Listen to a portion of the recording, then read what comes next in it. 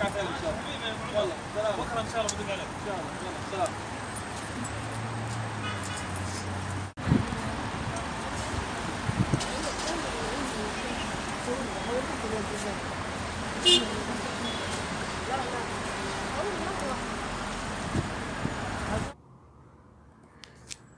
يلا هجرب ده نشوف.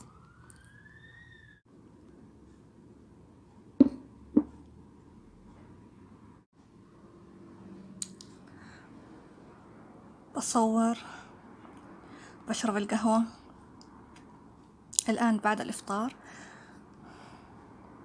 حاسة إني متضايقة شوية بصراحة، حابة أتكلم. أنا مش عاجبني المشاهدات نازلة في القناة، مش راضية عن هذا الشي بصراحة.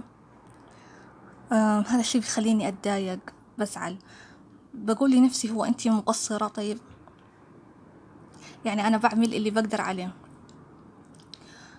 أنا هذا اللي بقدمه هو اللي بقدر عليه. أوقات أقول لنفسي خلاص كفاية لغاية كده، أوقف تصوير، أقفل القناة، أنسحب من اليوتيوب. واضح إنه أنا مالي نصيب، مالي حظ، الناس واضح إنها ما حبتني، مو حابة تتابعني، كفاية لغاية كده. أوقات تاني أقول نفسي لا كملي، خليكي قوية، خليكي صبورة. وأنا إنسانة صبورة أصلا، صبورة جدا كمان. بس بصراحة القناة قديمة مو جديدة، سنين وأنا فيها، يعني بديت القناة من زمان. القنوات اللي بدأت بعدي اليوم ما شاء الله وصلوا لفين، يعني عدد المشتركين، عدد المشاهدات، اللايكات، كل شيء. أنا إلى الآن اللي يشوف القناة يقول مبتدئة، يعني ما لها إلا يمكن 6 شهور ولا 4 شهور ولا حاجة. أنا قناتي قديمة، بس اللي يشوفها كده ما هيصدق إنها قديمة.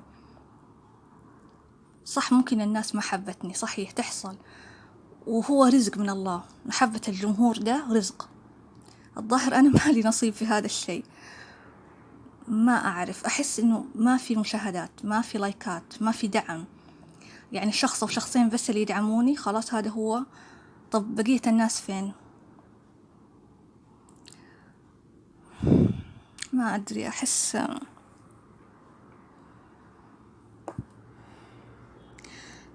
كمان إني أوقف مش حاجة سهلة.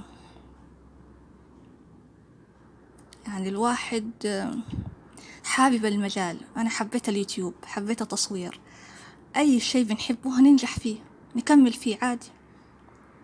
يعني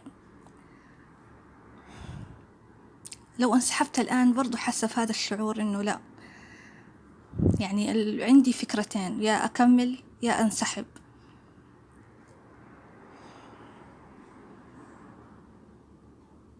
خايفة لو انسحبت أندم،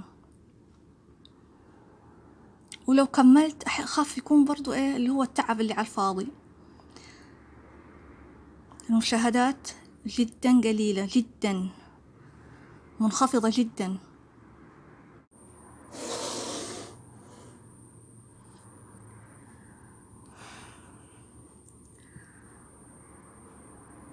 بصراحة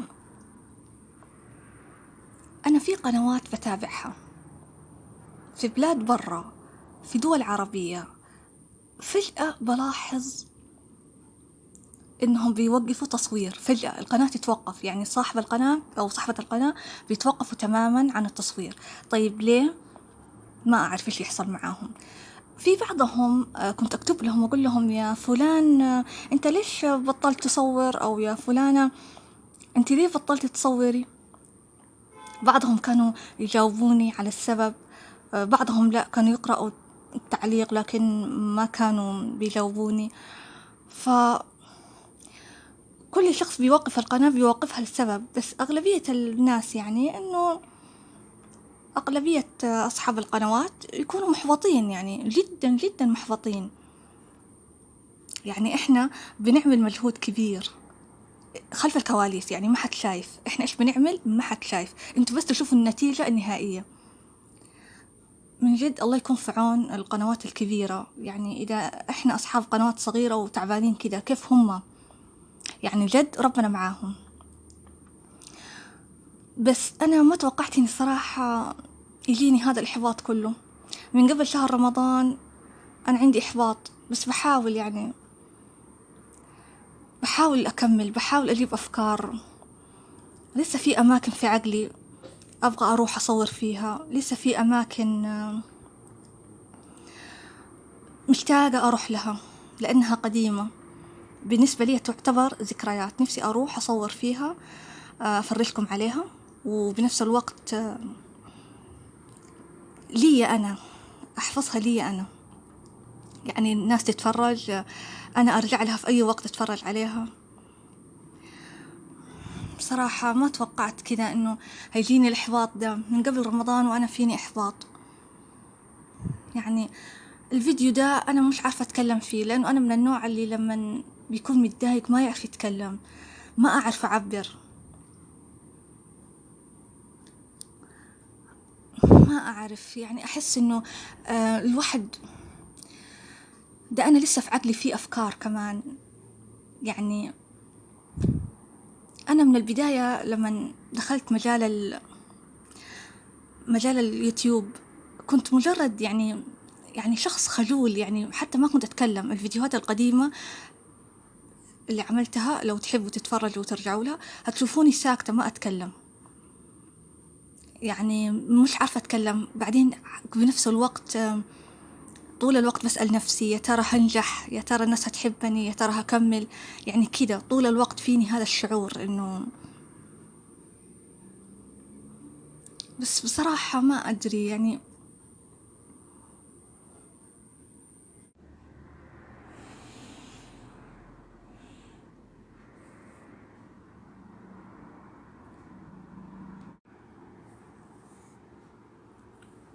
أضيف إلى ذلك أني كل يوم والتاني بكتشف ناس بيعرفوني، بيتابعوني على الصامت وما بيكتبوا لي شيء. طبعا على راحتكم، لا بأس، انتوا أحرار، كل واحد حر في نفسه، كل واحد عقله في راسه، وناس كبار وعاقلة وتعرفوا يعني مش بتعملوا. اللي يبغى يتكلم أهلا وسهلا. لكن هذه المرة الشيء الغريب، بالعادة أنا بلاقي واحدة، بلاقي 2، لكن هذه المرة ألاقي شلة كاملة من أيام الثانوي، شلة كاملة وكلهم ساكتين. بصراحة ما أدري، أحس إنه أنا البنت الوحيدة اليوتيوبر اللي تحصل معاها الحاجات الغريبة هذه. حاسة إنه أنا الوحيدة اللي يحصل معايا كذا. إذا ما تبغوا تتكلموا لا تتكلموا عادي، بس أنا مستغربة من الحاجات الغريبة اللي بتحصل لي. بقيت أفكر فيها بيني وبين نفسي، يعني هل هذا شيء طبيعي؟ يعني هل أنا اليوتيوبر الوحيدة؟ طيب يعني أنا قلت نفسي أنت اليوتيوبر الوحيدة اللي يحصل معاك حاجات غريبة كده، بس معقول بقية الناس زيي؟ طيب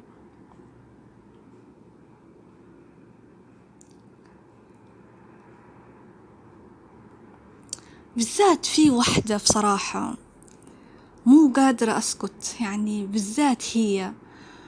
أتذكر زمان لما كنا نتواصل معاها ونتصل عليها نعرف أخبارها، يعني زي زمان لما كنا نتكلم أيام المدرسة يعني اتصلنا عليها بعد الثانوي، بعد التخرج من الثانوية، عادي نتكلم معاها، نمزح معاها، نضحك معاها عادي.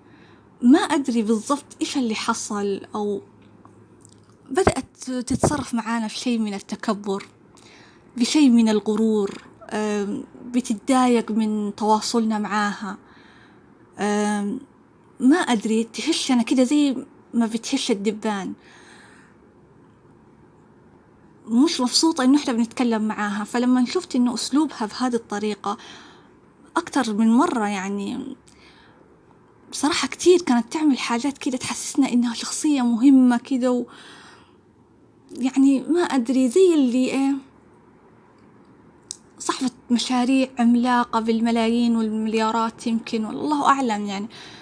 بعدين قلت نفسي خلاص خليها على راحتها، هي مش حابة تتواصل، أنت إنسان على نياتك، أنت